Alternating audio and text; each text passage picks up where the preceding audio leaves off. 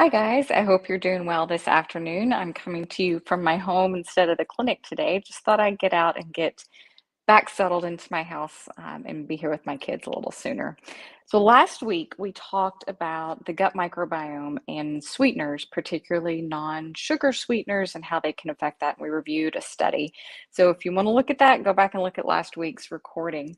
But today I thought we would just have a short discussion on simple ways to build a healthy gut, to fortify that microbiome that's there, and also to prevent things like leaky gut, which can cause a lot of inflammation in the system and lead to weight gain. Because if you watched last week, you learned that the gut is very important for building our endocrine system, which helps us have a better metabolism.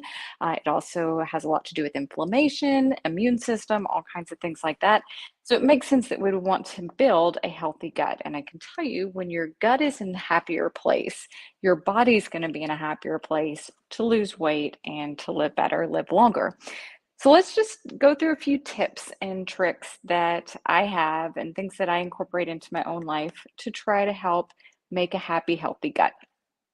So last week we talked about whole foods, and I admitted, yes, I don't do 100% whole foods, but the more whole foods you eat, the less things out of packages that you consume, the better your gut is going to be, the better that you're going to feel. So do as much as you can, whether that means you're starting with trying to get to a 50% whole food, 75%, 80%, 90%, whatever that is. And some of you may be thinking, Amanda, what is a whole food? Okay, well, a whole food is something that you can look at it and say, this came off of the earth, off of the plant, or off of the animal. If it came out of a factory in a package, it's possibly or probably not whole food. So try to eliminate as much of those processed foods and eat as many of the whole foods as you can. Now, also, I do think you should minimize sweeteners, as last week's video talked about. Now, I still include some sweeteners, and I don't think that all sweeteners are necessarily the devil and are going to kill your gut, but I do know that the more that you consume them, probably the worse your microbiome is going to be. So try to limit them and only use as much of the sweeteners as you can. Try to go with as most natural sweeteners you can. I said last week I prefer stevia. I also use some monk fruit, and I'm starting to use a lot more of allulose because I think it's got some good research coming out about its health benefits. So those are my top three that I use. When I'm thinking about other food things, there are two items that I think you should try to minimize, if not 100% remove from your diet. And the first of those is wheat. I honestly think our wheat today is very, very toxic. It has a lot of chemicals in it, but it has also been hybridized and changed to not be like the wheat that we were eating several hundred years ago. And several hundred years ago, we didn't have the gut issues, nor the obesity, or the cancer, or diabetes, or any of the other mental health issues that we have today. And I think part of that is how we have changed the wheat and the amount of wheat that we've consumed.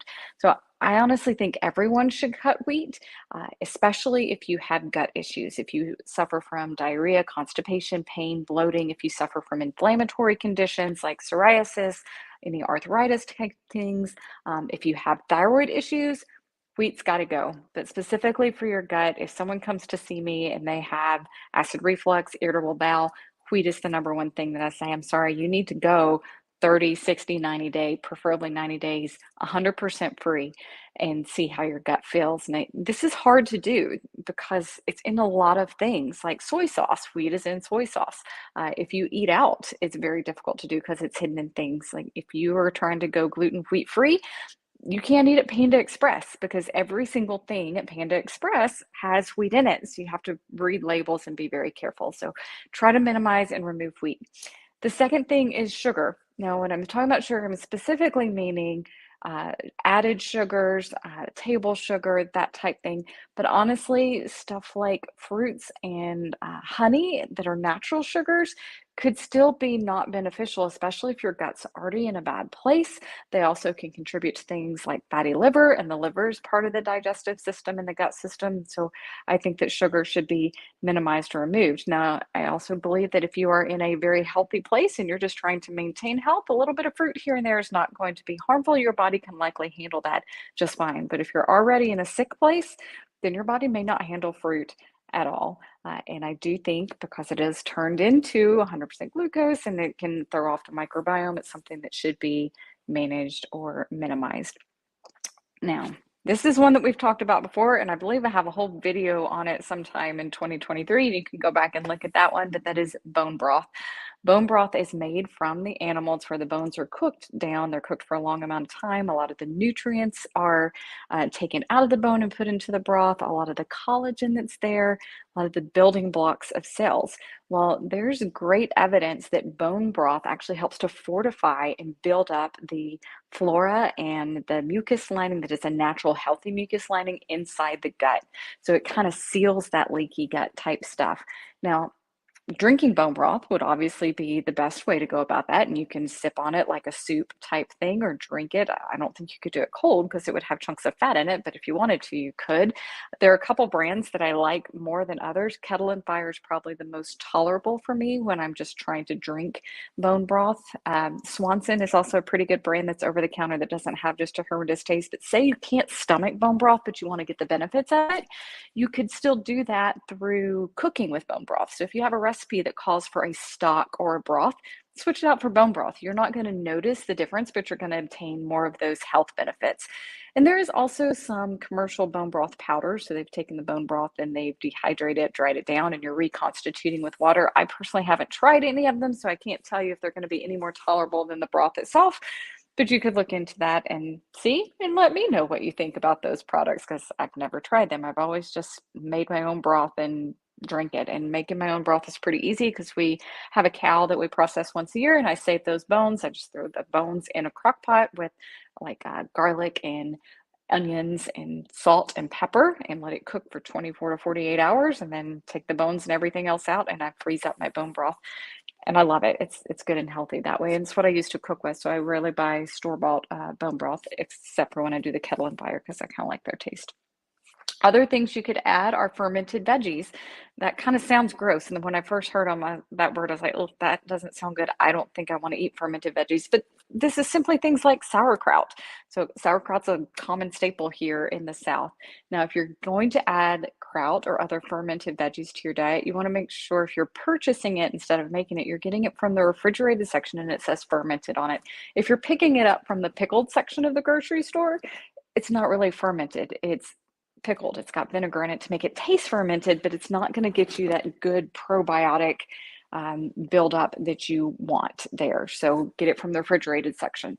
Like I said, sauerkraut's a great example. There's pickle spears that are also fermented and in the refrigerated section. Kimchi, which is a Korean style sauerkraut, is another great option. It's kind of spicy. I like to put it on top of scrambled eggs or on my taco salad in the place of salsa.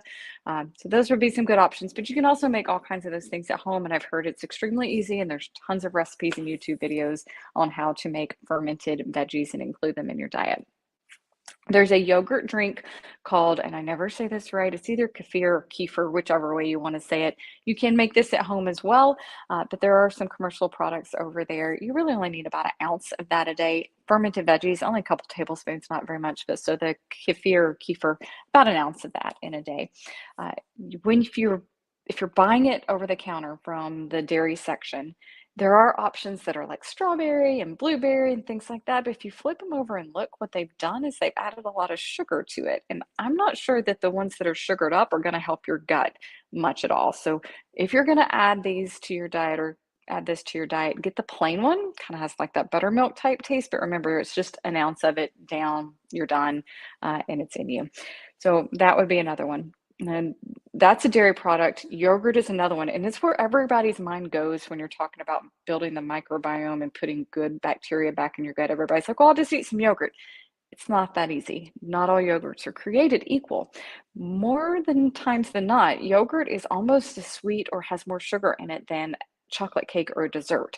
So you really have to look at your label. And if it's got a lot of sugar, a lot of carbs in it, you might as well put it back. It's not doing you any good whatsoever. And a lot of our yogurts, because they have to be so clean in America, they don't have a lot of bacteria reinforced for them. So if you like yogurt, eat yogurt, but it's probably not going to be doing a great deal for your gut, even if it says it's amazing for gut.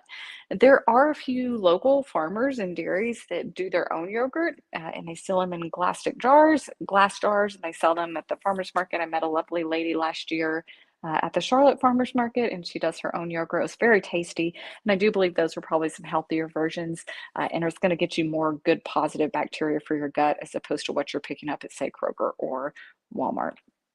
So that's kind of what I got as far as uh, foods and things you can do nutrition wise. But there's a couple of other things you could do that have nothing to do with what you put in your mouth. And the first would, well, actually, this does go in your mouth, but avoid antibiotics at all costs. So we have a great problem with the overuse of antibiotics here. Everybody thinks as soon as they get a sniffle or a little bit of drainage or some congestion, they should immediately hop on antibiotics. But honestly, it's really changing our gut microbiome. And if you've seen my weight loss story that I did last year, I truly think a lot of my weight struggles started when I was young and had tons of ear infection, was on antibiotic after antibiotic because my two siblings who didn't have the same infections and same amount of antibiotics didn't struggle with weight the way that I did, and that we were raised on the same food. We had the same genetic parents, and my sister and I look actually a lot alike now. So I really think it has a lot to do with the antibiotics that I was on. So if you don't have to take an antibiotic, don't. Give your body time to try to heal. Now, if you're unsure, go to a healthcare provider, and trust me, they're going to appreciate if you say, do I really need an antibiotic right now? Because so many people come in and say, give me that Z-Pack, give me this. And it's not good for them, but we feel obligated because it's what they have come in asking. Instead, come in and say, am I at the point where I need it or I don't need it? And if I don't need it, I'd prefer to wait and maybe call you next week if it doesn't get better. So in the case of sinus infection, the general guidelines is 10 days, 10 full days of illness, upper respiratory illness, with nasty, colorful, and even bloody and stinky drainage before you start antibiotics. Most people don't wait 10 days. They're coming to see me 2 days in, or like, get rid of this. Well, let's try some over the counter things and give our bodies time to try to heal and recover and fight off infection. Your body's going to be stronger for it. Your gut's definitely going to be stronger for it. The other thing is, what are we washing our hands with? We're using a ton of hand sanitizers these days. That especially picked up with COVID, more hand sanitizers. There was a big push many years ago for antibacterial soaps. And honestly, we have to live with bacteria. They're part of our world, they're part of our bodies. And I feel like the cleaner we get or the more sterile we become, it makes our bodies less healthy. We need to have that relationship with the bacteria that, can coexist instead of killing off all the good bacteria with these high potent soaps. And then that just leaves the really resistant ones that want to harm us left. And those are the ones that are getting in our body. So, it's different if you're in the operating room and you're about to be inside someone's body than if you're just washing your hands. Washing your hands with plain soap, plain old soap that's not antibacterial, that's just getting the dirt and most of the gunk off, is completely probably better for your microbiome than using a lot of the antibacterial ones that are out there. Hand sanitizers, I mean, they break my skin out, so I don't really use them except for the one that I use in the clinic. And I try to use it sparingly. I prefer to go wash my hands with just some soap and water that's not an antibacterial soap in between patients, but I will use the hand sanitizer in a pinch kind of thing. So those are the two things that are kind of not food related that I think you can do to help build a good microbiome. Now, at the end of this conversation, you may say, Amanda, that's great. I'm not going to do bone broth. I'm not doing fermented veggies. I'm definitely not drinking that buttermilk stuff. That's nasty. I'm not doing it. Yeah, I can reduce my wheat, I can reduce my sugar, I can reduce my processed foods, but I just don't know that that's enough. And honestly, I don't know either.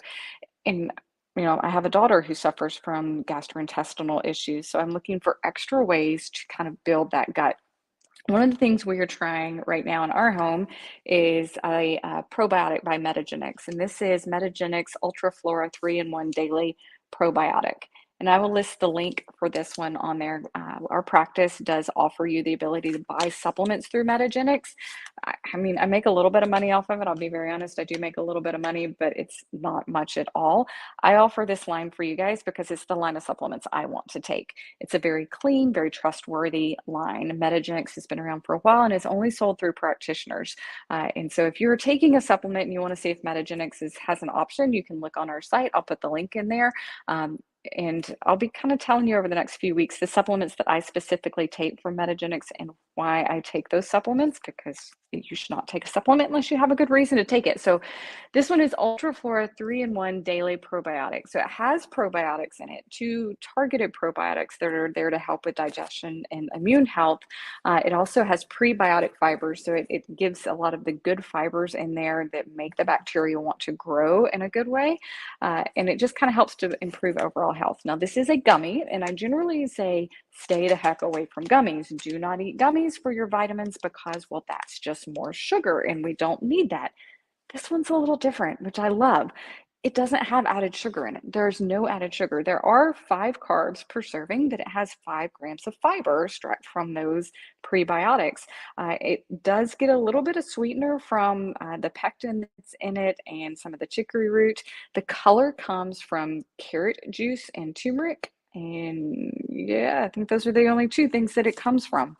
So it doesn't have any dyes or artificial colors, no artificial sugars, no artificial sweeteners. It's not overly sweet. It's got a hint of sweetness that is coming from the fiber that's in it. My daughter is able to take 1 and I take 2. So we're testing that out. I'll tell you in a few months if we feel like that's going to be helpful. Most of the time, my general rule with supplements is if you take it for 30 days and you don't notice any difference in the reason why you're taking that supplement, like if I'm taking this for gut health and for just general well-being, and I don't feel like it adds anything in about 30, maybe 60 days, I'm going to cut it. I'm not going to do it again. But if you enjoy taking gummy vitamins, you don't like doing a lot of pills, and you want to try adding some probiotics, the Metagenics Ultraflora Daily Probiotic might be one for you to try because it's really clean and I think it can be beneficial. Okay, I hope these tips have been helpful for you. I look forward to continuing to share different supplements and tips to help you be healthier. I hope you are having a great week, and we will see you next time. Until